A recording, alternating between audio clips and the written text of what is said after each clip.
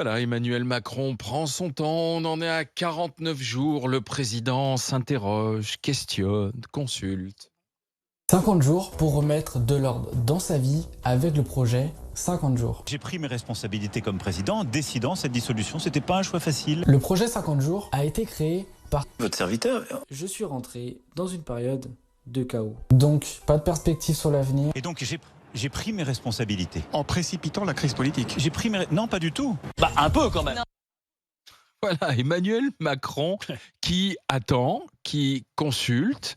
Les Français sont là, regardent aussi en se demandant quand est-ce qu'ils auront un Premier ministre. Il faut peut-être rappeler pourquoi est-on dans cette situation qui paraît ubuesque, voire grotesque. C'est d'ailleurs la question qu'on pose. Est-ce que c'est grotesque? Parce que Emmanuel Macron, en fait, a dès le départ refusé de donner le pouvoir aux deux premières forces politiques de l'Assemblée nationale depuis ces législatives, à savoir le nouveau Front populaire, donc la coalition de gauche, et le Rassemblement national.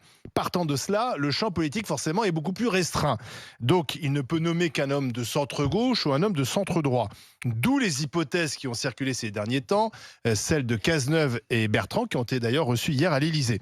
Ou alors, il peut décider de contourner les partis politiques et prendre un représentant de la société civile. Et donc là, on a sorti du chapeau le nom de Thierry Baudet, ancien instituteur, ça fera plaisir à mon ami Barbara, qui ensuite est resté 6 ans instit, ensuite il a fait carrière dans le mutualisme. Il a d'ailleurs aujourd'hui la chance de présider un des plus beaux fromages de la République, le Conseil économique et social et environnemental, qui est une sorte d'assemblée nationale de la société civile. On gagne bien 47 millions d'euros de budget en 2024. Alors c'est plutôt un homme de gauche, il avait notamment manifesté contre la loi immigration de Gérald Darmanin, donc de centre-gauche, de gauche, je ne sais pas comment le positionner. En tout cas, ce n'est pas un politique. Est-ce la solution? Contourner les partis politiques? Peut-être aussi pour Emmanuel Macron le moyen de continuer à tirer les ficelles, à garder la main en nommant quelqu'un qu'il pourrait instrumentaliser, en tout cas téléguider. Qu'est-ce que vous en pensez? Est-ce que c'est grotesque ou pas tout ça? Jérôme. Nous sommes le 24 avril 2027. Emmanuel Macron termine son 97e tour et il invite Cazeneuve. On a l'impression que c'est un jour sans fin, quoi. Moi, je vais te dire, en usant de mots qui sont des mots graves, mais moi, ça me dégoûte. Ah bon? Oui, ça me dégoûte carrément parce que c'est tout l'inverse de ce qu'on attend de la politique. On a quelqu'un qui décide d'une compétition, qui organise la compétition, qui arbitre la compétition, qui nomme le capitaine, etc. Et où est la France dans tout ça? Où est la France et où sont les Français? C'est-à-dire qu'on s'imagine qu'un Premier ministre, c'est quelqu'un qui dirige l'amicale bouliste de Pétaouchnok, quoi. C'est pas un truc très important. On est en train de nommer des gens qui, hier, ne pensaient même pas, dans leurs rêves les plus fous, qu'ils pouvaient être Premier ministre. Donc, ils ne sont pas préparés, qui n'ont pas la dimension de la fonction, qui n'ont pas envie d'incarner la fonction. Or, Premier ministre, tu incarnes la fonction. On te donne les clés du pays. On te demande de diriger un pays. C'est pas un collaborateur aujourd'hui, un Premier ministre? Moi, ce que me disent les patients dans mon cabinet, et je crois que ça, il faut vraiment le sous-peser, parce qu'on est en train de créer une fracture des Français avec la politique qu'on va payer durement dans les années qui viennent. Moi, ce que me disent les Français, c'est qu'ils seraient en attente de gens qui se proposent en disant « moi, je peux faire ». Parce que moi, j'ai tel cap, telle idée, telle volonté. À la place de ça, on a quelqu'un qui nomme, et c'est là où il faut bien réfléchir à la chose, qui nomme quelqu'un pour s'opposer à lui. C'est quand même fou, quoi, si tu veux. La situation est dingue.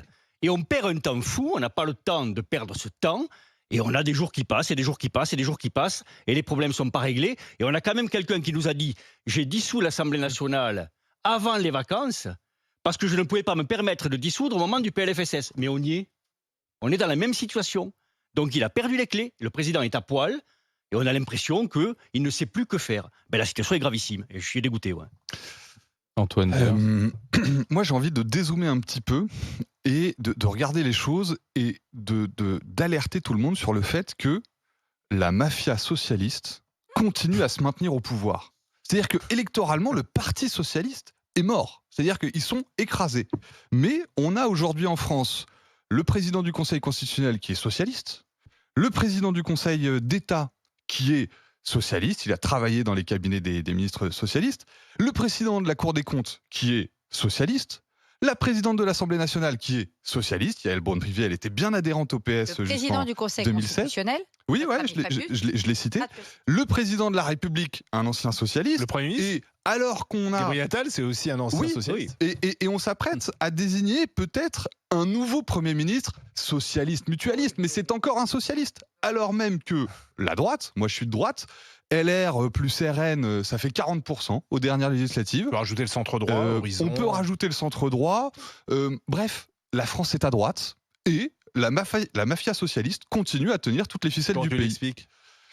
Parce que la Mafia, droite c'est est peut-être un très bien bête. grand mot, mafia. quand Non, même. non, Non. j'assume Je pense que complètement. le mot est choisi. Ces Olivier gens-là, Faure en donne ces gens-là Corleone, se c'est- soutiennent, ces fait- gens-là ça fait- se ça fait portent. Macron, en prenant un autre costume, finalement, a fait la courte échelle durant tout son mandat Il a à tous réinventé les le socialistes. socialisme. Voilà, c'est le socialiste masqué. C'est le Zorro rose, Macron. Et on va réussir, les socialistes vont réussir à maintenir le pays dans le socialisme, alors même que le pays est à droite. Et je veux aussi dire que la fausse droite a une responsabilité dans tout ça.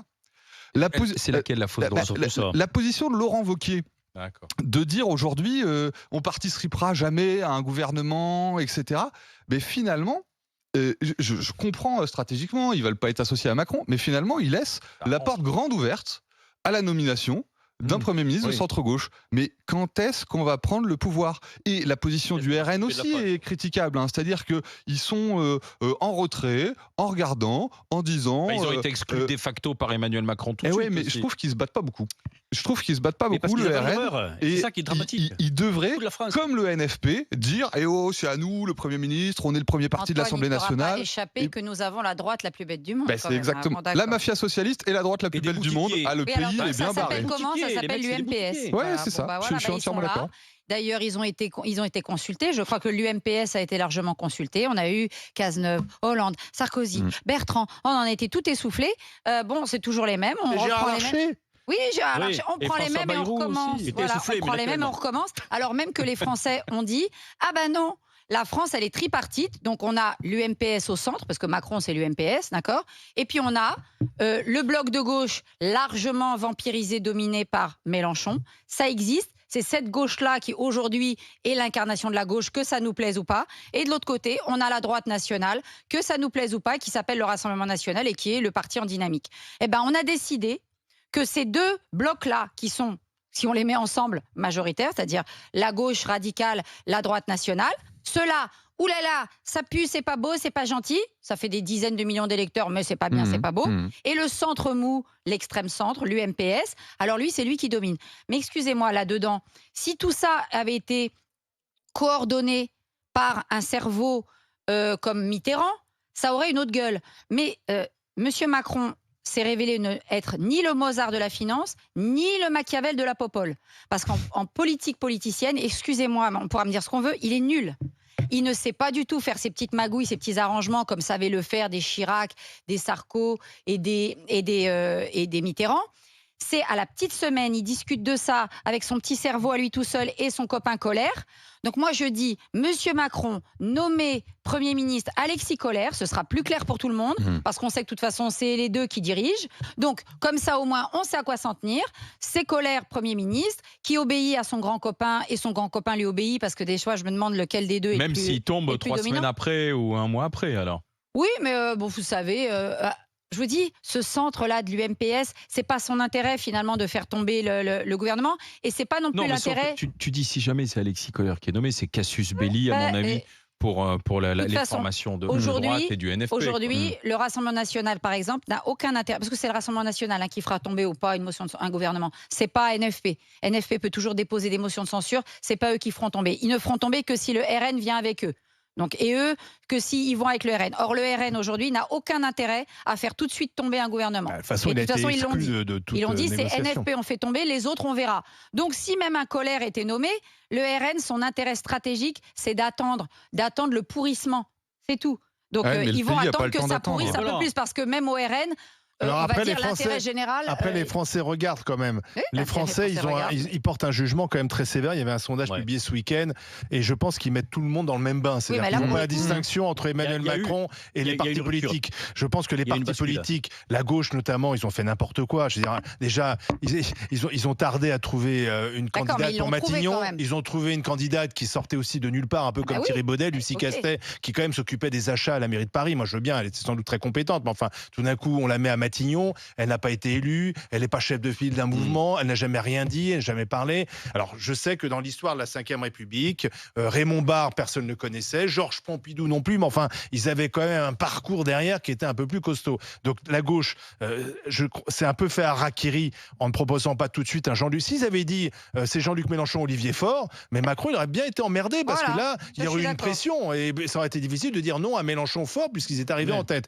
Lucie Castet, c'est sûr que ça faisait pas extrêmement sérieux et j'ai rien contre cette dame. Et puis pareil, effectivement, la droite, Laurent Wauquiez qui dit je comprends sa stratégie, Oui, je ne veux pas aller à Macron parce que je me prépare pour 2027, mais on peut pas dire à Oui, la mais fois, enfin- j'entendais Copé ce matin dire oui mais la France est à droite, donc il faut quelqu'un de droite. Oui mais ils veulent pas Et y pas aller. y aller, voilà. Donc en fait, là Ouais. aussi, je pense que les Français, ils regardent bien la politique. Et de la Ils- même ils- manière, ils- le ils RN, comprennent que tout ça le est RN, Donc on y revient. Non, Donc mais- on y revient. Comme on a bidouillé Oui, le deuxième second tour, d'accord. On l'a pas Cette bidouillé, élection, les Français ont dit Non, non au c'est RN. les Français, aussi. c'est pas Si, bidouillé. c'était bidouillé, l'histoire de Attal qui sort de son chapeau et qui dit alors que je me suis bouché le nez, mais maintenant je me bouge plus le nez, Oui, et puis je me reboucherai le nez demain. Donc non, d'accord, ça a été bidouillé. Monsieur Macron l'a avoué, que c'est quasiment son père qui en a fait la confession, que lui s'attendait à faire une cohabitation avec le RN et qui comptait d'ailleurs comme ça piéger le RN pendant 2 ans ou 3. Ça aurait pas tenu 3 ans à mon avis, mais enfin bon, en disant voyez, ils sont bons à rien, ils n'y arrivent pas. Et comme ça, 2027, le RN n'aurait pas été en force. Il s'est emberlificoté, il s'est fait piéger par justement son aile gauche. Il s'est retrouvé avec ce front républicain. Maintenant, moi, je suis désolée, je suis pas tout à fait d'accord avec toi. Le NFP, bon an, mal an, a trouvé à peu près sa candidate.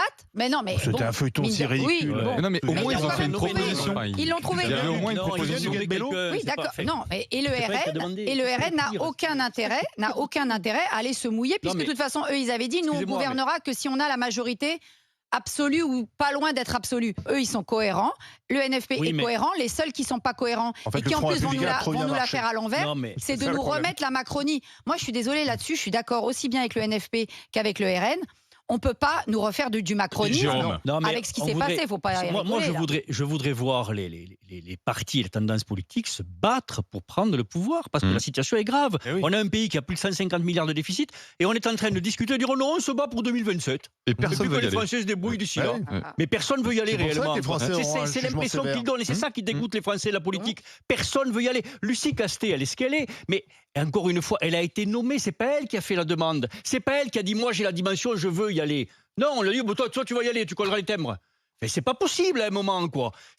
On parle de Premier ministre, on parle de direction de gouvernement, on parle de donner les clés du pays. Donc, Moi, je veux voir des politiques qui se battent et qui prennent pour prendre ce pouvoir-là. Eh ben non. À la place de ça, ils se planquent tous. si on suit Ils se ta logique, planquent, c'est si on suit dramatique, ta quoi. logique, qui fait blocage, c'est Macron. Donc si on suit ta logique, et moi c'est ma logique aussi depuis le début, c'est aussi la logique de Mélenchon, j'y peux rien, c'est la destitution. C'est Oui, tout. Il faut que Macron est incapable de régler ses Effectivement, comptes. allez, C'est impossible. Compare sur Et les ils vont présidentielles. démissionner et en C'est pas 2025 faire une Non, mais présidentielle. ça va être Impossible. Alors Impossible. justement, dans un instant, on va continuer notre Ça passera discussion. jamais. Vous avez vu, les grandes gueules en ont gros sur la patate.